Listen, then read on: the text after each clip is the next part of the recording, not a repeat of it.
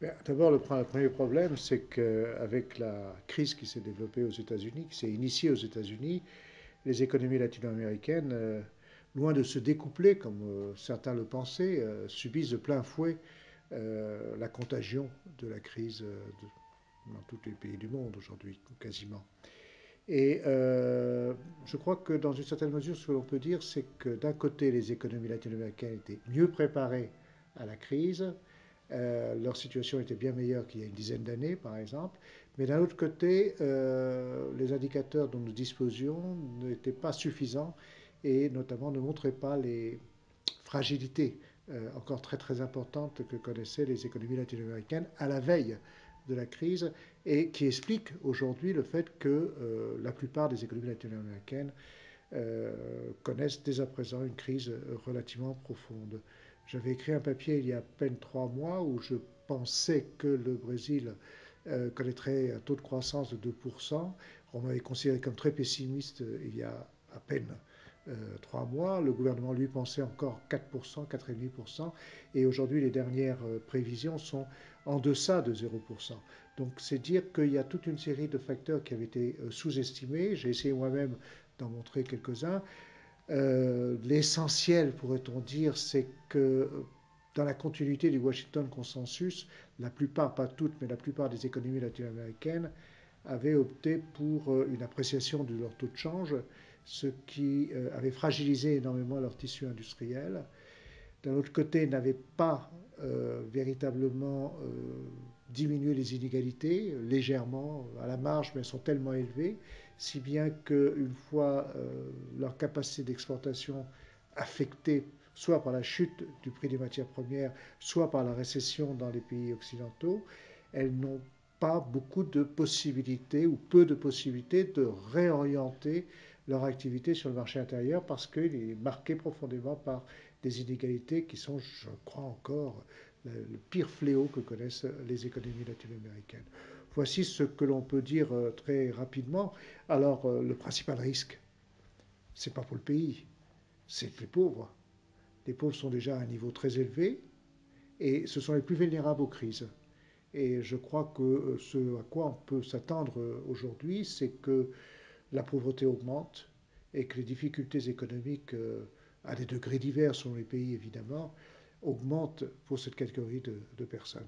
Et cela veut dire que l'Amérique latine est loin, loin, loin de sortir de ce chemin qui maintenait la pauvreté à des niveaux tant élevés. Ben, elles n'ont pas beaucoup de possibilités de résister. Elles auraient pu davantage résister si leur tissu industriel avait été, disons, plus solide. Euh, Si on prend par exemple, je vais essayer de préciser parce que les situations sont un peu différentes. Si vous prenez le cas du Mexique, le Mexique a 85% à peu près de son commerce orienté vers les États-Unis et le Canada. Donc subit de plein fouet la récession américaine, nord-américaine de manière générale.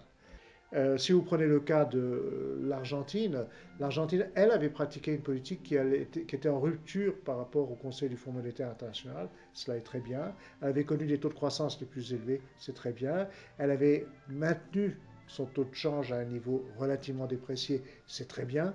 Mais elle était dépendante un peu trop des matières premières. Et elle a connu un conflit très très élevé, très fort avec ce qu'on appelle le campo, c'est-à-dire avec notamment les grands producteurs de soja et les petits producteurs agricoles, qui l'a fragilisé cet an dernier, a fragilisé son gouvernement aussi également, et surtout l'argent qui venait à l'époque de la bonanza, à l'époque où les matières premières avaient des prix très élevés, l'argent qui venait de cette rente n'a pas été suffisamment utilisé, encore une fois, pour favoriser l'émergence de produits dynamiques pour l'exportation, et il a été surtout utilisé pour des subventions en termes clairs. Donc aujourd'hui, l'Argentine subit un double titre par la récession ailleurs, qui fait chuter ses exportations de produits industriels, et par la baisse du cours des matières premières, qui fait encore chuter ses exportations. Je crois que l'époque des 7 à 8% de croissance est révolue pour elle, et cela pose des problèmes pour le futur proche. Quant au Brésil, le Brésil est la puissance industrielle de l'Amérique latine. C'est Le Brésil a réussi beaucoup de choses, a une politique industrielle même faible, mais a une politique industrielle à différence des autres pays, a une grande banque d'État, de développement, ce qu'on appelle la BNDES. Elle a tous les moyens pour résister, elle a une dimension de son marché intérieur très grand, bien qu'il soit marqué par de profondes inégalités. Cela étant, le Brésil a pratiqué une politique d'appréciation du change qui l'a fragilisé son tissu industriel, ne lui a pas permis d'exporter à l'égal de ce que font les Asiatiques des produits de haute technologie ou de moyenne technologie, à l'exception bien connu de l'aviation. Et donc, par conséquent, le Brésil subit bon, de plein fouet encore également. Alors, bien sûr, subit la crise. Alors bien sûr, il est aisé, et tous ces trois pays disent la même chose, c'est pas de notre faute, nous étions très bien, c'est le bouc émissaire, ce sont les États-Unis, mais je dirais que le bouc émissaire que sont les États-Unis, en fait, est un bouc révélateur des fragilités de ces pays. Et on a perdu beaucoup trop de temps, et j'espère qu'aujourd'hui, l'Amérique latine pourra sortir de cette crise de manière renforcée, c'est-à-dire en ne répétant pas les erreurs du passé.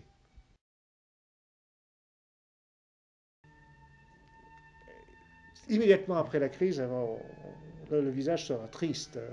Il y aura beaucoup plus de pauvres, les inégalités vont être plus élevées, et finalement les riches vont perdre de l'argent, auront perdu de l'argent. Ça, c'est ce qui diffère cette crise en Amérique latine de celle qui a précédé, dans laquelle les riches s'enrichissaient encore davantage et les pauvres s'appauvrissaient.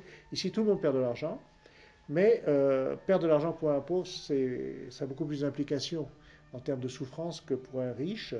Je crois que le grand problème de l'Amérique latine au début de la reprise sera de savoir comment il va résoudre cette question de la pauvreté, ou du moins l'alléger. Alors, je crois que à quoi va ressembler l'Amérique latine? Si je me situe d'un point de vue strictement optimiste, je pourrais dire que l'Amérique latine va ressembler à un pays, à des pays qui vont renouer avec une intervention de l'État, renouer avec une politique industrielle, renouer avec la nécessité d'une politique fiscale différente de celle qui existe aujourd'hui, renouer enfin avec une politique distributive. Certains appellent ça le keynésianisme. Je ne suis pas sûr qu'on puisse considérer qu'on puisse utiliser cette parole, mais je crois que c'est le retour de l'État parce qu'on a trop longtemps ignoré l'État au prétexte qu'il aurait fragilisé les économies au temps passé, au temps jadis. Il avait une responsabilité, c'est vrai, dans les années 80, 70, dans l'apparition de la dette, mais je crois que l'État aussi, c'était pendant 30 années, grâce à l'intervention de l'État, c'était des taux de croissance extrêmement élevés, extrêmement puissants en Amérique latine et une capacité de réduire la pauvreté aussi très très forte des années 50 à 70, c'est quand même pas rien. Je crois qu'on va vers un retour de l'État, mais c'est quelque chose qu'on ne peut observer dans la plupart des pays, y compris les pays industrialisés.